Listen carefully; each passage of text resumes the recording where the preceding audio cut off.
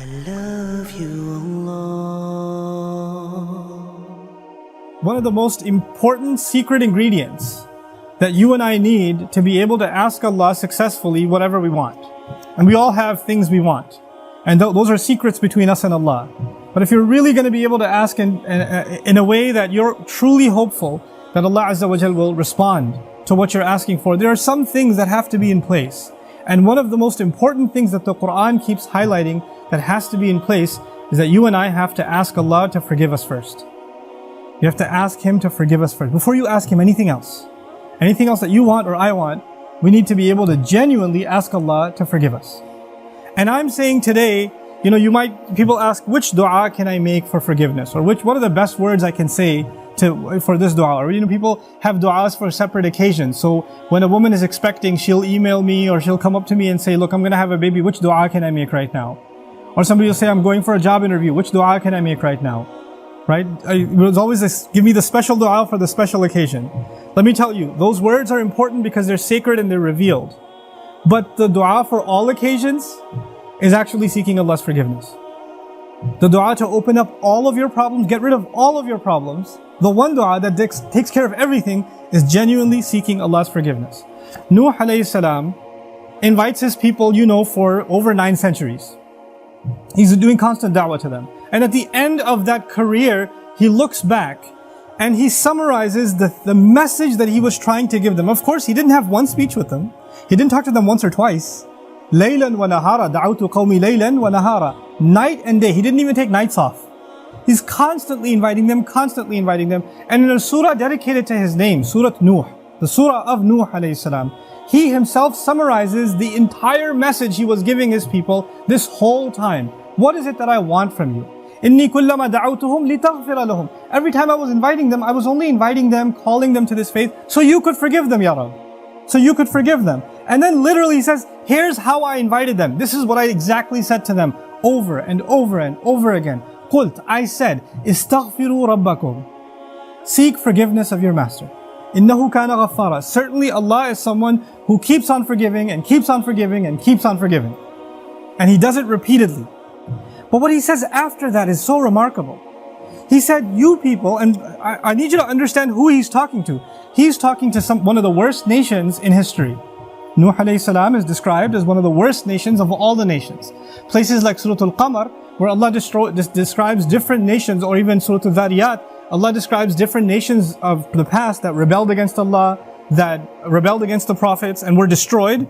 When He gets to Nuh alayhi salam's nation, what does He say? وَقَوْمَ نُوحٍ مِّن قَبْلِ إِنَّهُمْ كَانُوا هُمْ أَظْلَمَ وَأَطْغَى. The nation of Nuh from much before, they certainly were more wrongdoing and more rebellious than everyone else.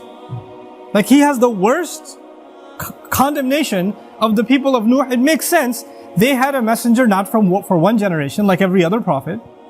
They had a prophet 3 generations, 4 generations every century. Every 2 decades there's a new generation of kids that have grown up. And he's seen that century after century after century after century. He's seen 40, 50 generations of people. And they've all rejected Him. And He's making the same invitation to all of them. So the reason I brought this up is for a purpose. He's talking to very, very bad people. He's talking to the worst of the worst. What offer does He make to them? He says, istaghfiru rabbakum. Seek forgiveness of your master. Innahu kana ghaffara.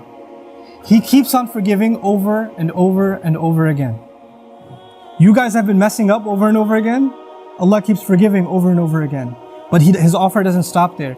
He says, يُرْسِلِ السَّمَاءَ عَلَيْكُمْ مِدْرَارًا. Yursili. It's actually Jawab al-Amr here. What that means is, if you seek His forgiveness, then Allah will open up the sky for you and it'll start pouring on you. Now that could be a reference to rain. And ironically, it's not a reference that you will get flooded. They did get flooded, right? They did get flooded, but Allah is talking about a different kind of rain now. If you seek forgiveness, that same rain that destroyed them will be the rain that brings them life. They didn't pray for rain. They didn't ask for rain. And Allah just asked them to make dua to be forgiven. But if you ask dua to be forgiven, the sky will open up and start pouring. Now Allah did not say water will pour. Allah did not say water will pour. He said the sky will pour, because the sky has a lot more than water. The sky has forgiveness that comes from the sky. The sky has peace, tranquility, faith, your provision, the solution to your problems. They come from the sky. He will open the floodgates, and everything held from the treasures of Allah that you haven't been getting because you haven't been seeking forgiveness is going to open up. Just ask for forgiveness. You're asking to solve problem A, problem B, problem C. There are problems you don't even know you have. Allah knows that you have them. If you and I just became genuine people of seeking forgiveness, then those problems would start getting solved by divine intervention. يُرْسِلِ السَّمَاءَ عَلَيْكُمْ مِدْرَارًا.